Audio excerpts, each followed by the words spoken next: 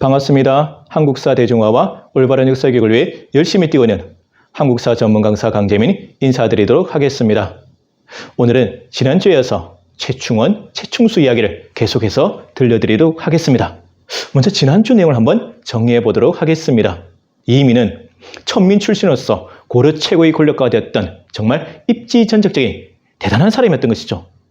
정말 자수성가했던 대표적 인물입니다. 그럼에도 불구하고 이 이민은 권력을 잡은 이후 수많은 폭정과 악행을 일삼게 되면서 민심을 잃게 되고 결국에는 최충원, 최충수 형제의 칼날 아래 비참한 최후를 맞게 됩니다. 저는 이 이민의 죽음을 보면서 많은 생각을 하게 됩니다.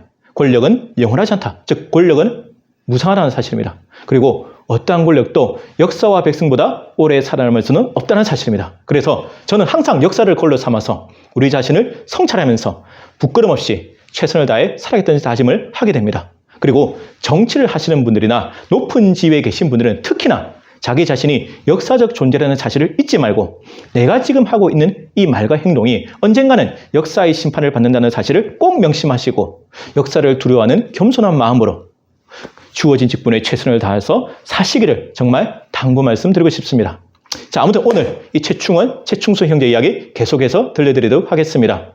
이민 부자가 죽고 나서 이 최충원 형제가 권력을 양분하게 되지만 상대적으로 형님이었던 최충원한테 권력이 집중되게 되고 여기서 나중에 커다란 불씨가 되죠. 화근이 일어날 수밖에 없습니다. 자, 문제는 이 최충원 형제의 캐릭터가 좀 달랐습니다. 제가 저번에도 말씀드렸다시피 이 최충원 같은 경우는 거사를 일으킬 당시 때 사품, 섭장구라는 좀 높은 벼슬, 상대적으로 높은 벼슬이 있었는데 동생 최충수 같은 경우는 팔품, 동부녹사라는 형님 배에서는 한참 낮은 벼슬이 있었습니다. 뿐만 아니라 성격에 대한 묘사도 달랐습니다.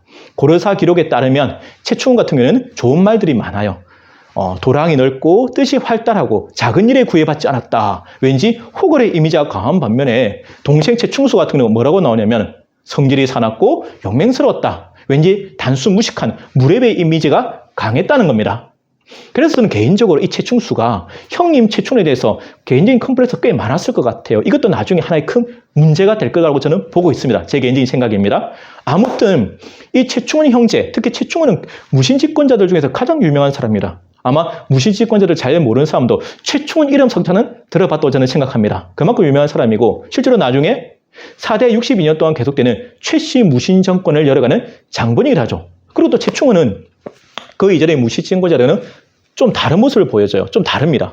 무슨 말이냐면 경대승은 좀 괜찮은 무신집권자지 않습니까? 경대승을 제외하고 뭐 이방, 정중부, 이민 같은 사람은 권력을 잡는 데만 혈안이 돼 있었죠. 그리고 그 권력을 잡은 이 권력을 어떻게 유지할지 그 방법에 대한 고민도 없었고 그 권력을 어떻게 사용할지에 대한 방향성에 대한 고민도 없었습니다. 오로지 권력욕과 탐욕에 취해서 수많은 폭정과 악행을 일삼다가 몰락의 길을 갔거든요. 근데 최충원은 달랐습니다. 이렇게 힘들게 잡은 권력을 어떻게 하면 오랫동안 유지할 수 있는지 그 방법에 대한 고민이 있었고 또 이 권력을 어떻게 사용할지에 대한 그 방향성에 대한 고민도 나름대로 하고 있었다는 겁니다. 뿐만 아니라 이 최충원은 이미지 정치에 굉장히 강한 사람이에요. 우리가 쇼 정치를 하잖아요. 정치는 쇼다. 근데 이 쇼 정치의 대명사, 어찌 보면 쇼 정치의 원조가 저는 최충원이 아닐까라고 생각하게 됩니다. 최충원은 남의 시선을 굉장히 의식하고 있었습니다. 비록 내가 독재자고 못됐고 그런 놈이지만 착한 모습으로 포장해낸다. 남한테는 좋은 모습을 포장한다. 그 자신을 잘 포장할 줄 알았던 것 같아요. 그래서 저는 이 최충원을 어떻게 생각하냐면 지능적인 정치꾼이다. 이렇게 정해요. 지능적인 정치꾼이다. 이게 더 무슨 말입니다. 그 이전의 무신집권자들은 그냥 단순 무식하고 그냥 못된 놈들인데 여러분 못된 놈이 머리까지 좋으면 굉장히 무서운 거 아시죠? 이 인간이 그렇습니다.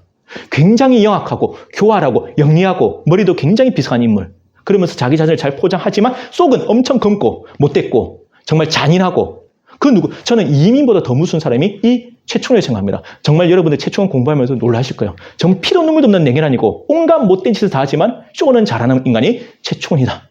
무섭습니다. 그래서 이 최충원 형제는 이민 부자를 제거한 다음에 당시 왕이던 명종한테 봉사 10조라고 하는 10가지 개혁안을 올리게 됩니다.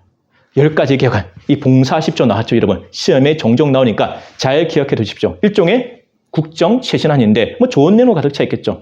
이 점에서 최충원이 차별화됩니다. 다른 무신집권자들은 이런 모습을 보인 적이 없었거든요. 경대성을 뺀다면. 근데 최충원은 보여주는 겁니다. 나는 그 이전에 그 무지막지한 무신집권자는 달라.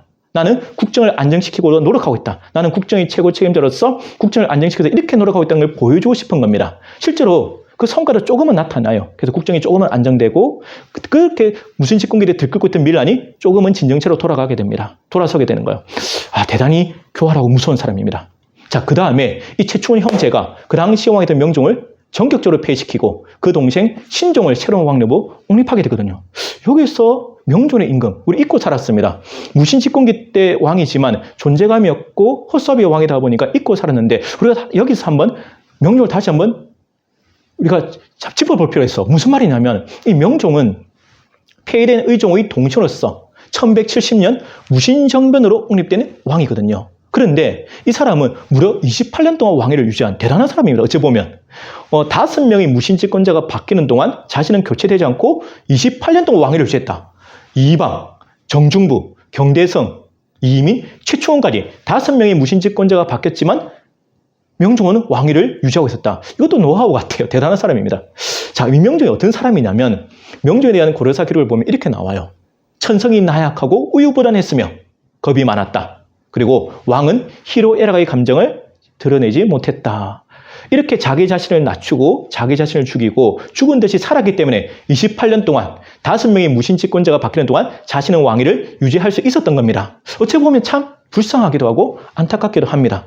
그랬던 명종을 이 시점에서 왜 최충원 형제는 폐위시켰을까? 그게 뭐냐면 이 명종이라는 임금은 가만히 생각해보면 무신정변으로 옹립된 왕입니다. 따라서 제가 전에도 한번 말씀드린 적이 있지만 무신정변 또는 무신정권의 수혜자이면서도 공범이기도 한 성격을 가지고 있어요. 반면에 이 최충원 형제와 우리가 저번에 배웠던 경대성 같은 경우는 포인트가 뭐냐면 무신정변에 가담하지 않은 무신집권자입니다. 뭐라고요? 무신정변에 가담하지 않은 무신집권자입니다. 그랬던 최충원 형제가 볼 때 이 무신정변으로 옹립된 이 무신정권의 어찌 보면 수혜자기를 하는 이 명종의 존재는 상당히 거북스럽고 불편할 수밖에 없었던 것이죠. 그리고 자신이 새로 옹립한 왕을 세워야 또 조정하기도 편하고 자신의 입김도 강해지지 않겠습니까? 이런 여러 가지 정치적 이유로 아마 폐위시킨 걸로 추정하고 있습니다. 그렇게 해서 명종은 비참하게 쫓겨나요. 막 비도 내리는데 쫓겨나서 뭐 멀리 유배 갑니다. 그리고 그 동생 신종이 옹립되게 되는 것이죠. 그리고 나서 드디어 중요한 사건, 아주 큰 사건이 터집니다. 형님에 비해서 상대적으로 체력이 약했던 이 최충수가 자신의 권력을 강화하기 위해서 자신의 딸을 태자비로 강제로 밀어넣는 사건이 벌어지게 됩니다. 이미 태자비에 있었거든요. 그런데도 불구하고 최충수가 반강제적으로 거의 뭐 협박에 가까이 무언의 압력을 가해서 옆구리를 찔러서 그 원래 있던 태자비를 몰아내고 자신의 딸을 태자비로 밀어넣으려고 한 사건입니다.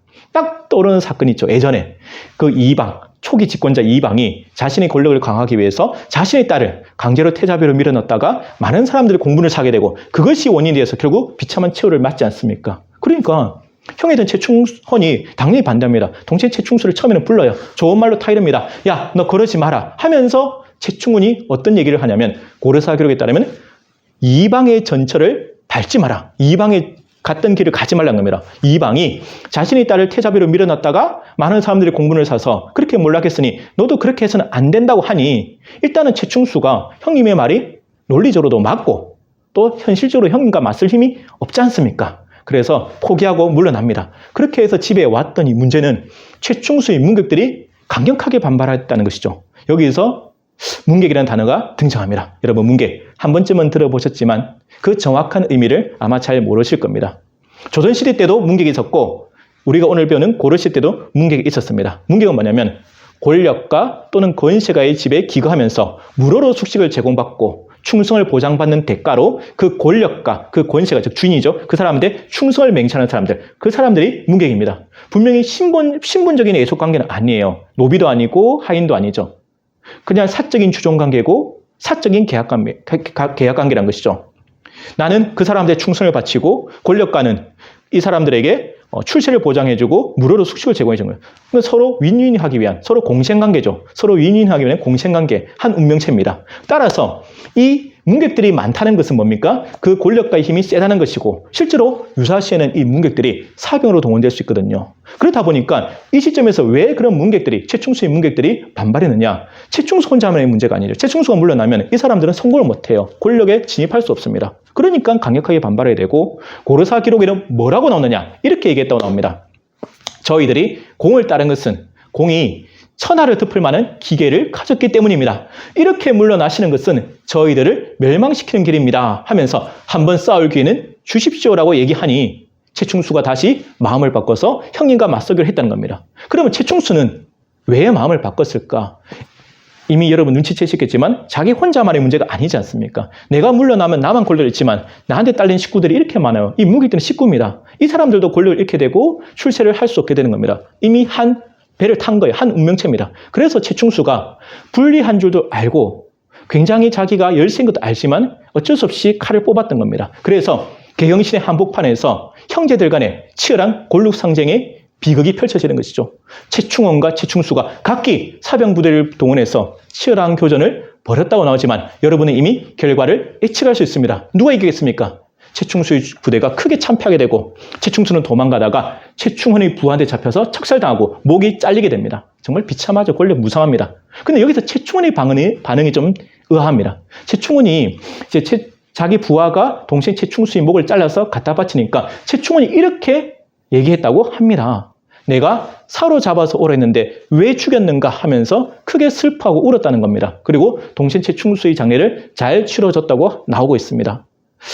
저는 이게 악의 눈물 같아요. 왜냐하면 최충은 나중에 공부하다 보면 이 최충은 이민 이상으로 그보다 더 피도 눈물도 없는 잔인한 살인마, 냉혈한입니다. 정말 권력욕의 화신 그 자체예요. 가족도 친구도 친척도 없습니다. 부하도 없어요. 다 죽입니다. 그랬던 최충원의 눈물, 이것은 과연 진정한 눈물일까? 저는 일종의 이것도 정치적 쇼라고 봅니다. 아무튼 이렇게 동생 최충수가 제거되면서 형이었던 최충원이 모든 권력을 독점해야 되고 이제 최충원 1인 시대가 열리게 되는데 최충원은 여기에 만족하지 않았다는 겁니다. 내가 찾은 이 권력을 오랫동안 심지어는 자자손손 물려주기 위해서 여러 가지 방법과 노하우를 공유하게 되고 그 결과 여러분들이 잘 아시는 4대 62년 동안 계속되는 최씨 무신 정권이 열리게 됩니다.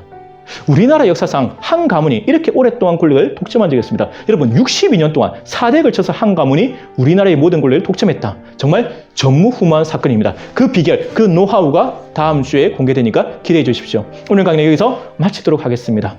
저는 이 무신집권자들의 역사를 공부하면서 마음이 참 무겁고 답답하고 씁쓸합니다. 정말 도대체 권력의 속성은 무엇일까? 권력이 무엇이길래 친구도 형제도 가족도 없게 만들까? 누구나 권력에 한번 중독되고 맛을 들리면 정말 냉혈한으로 변해갑니다. 정말. 여러분 그래서 저는 이 역사를 공부하면서 항상 역사를 거울로 삼아서 공부를 하고 있는데 권력 가까이는 가서는 안 되겠다. 정치판에 뛰어들어서는 안 되겠다는 생각을 하게 됩니다. 여러분도 마찬가지예요. 정말 여러분도 항상 권력과 거리를 두고 정치판과 거리를 두고 그냥 끼어있는 의식 있는 시민으로 만족하면서 정치권을 감시하고 견제하는 역할을 했으면 좋겠다. 우리같이 솔직히 정치판에 뛰어들려면 교활해야 됩니다. 영악해야 돼요. 머리도 좋아야 됩니다. 그리고 좀 냉정해야 됩니다. 근데 우리는 그러지 못하잖아요. 우리는 순박한 소시민이잖아요. 우리 같은 사람은 정치판에 뛰어드는 순간 정말 상처만 받다가 비참한 말로를 맞을 것 같아요. 여러분 항상 권력을 경계합시다. 자, 아무튼 오늘 강의 여기서 마치도록 하고요. 제가 항상 여러분께 드리는 말씀이 있죠. 여러분들의 응원과 격려가 제게는 가장 큰 힘이 된다는 사실입니다. 앞으로도 많이 시청해 주시고 또 구독해 주시고 알려주시길 부탁드리겠습니다. 저도 초심을 참고 끝까지 최선을 다하도록 하겠습니다. 여러분 항상 건강하시고 행복하십시오. 지금까지 한국사 전문 강사 강재민이었습니다. 여러분 감사합니다.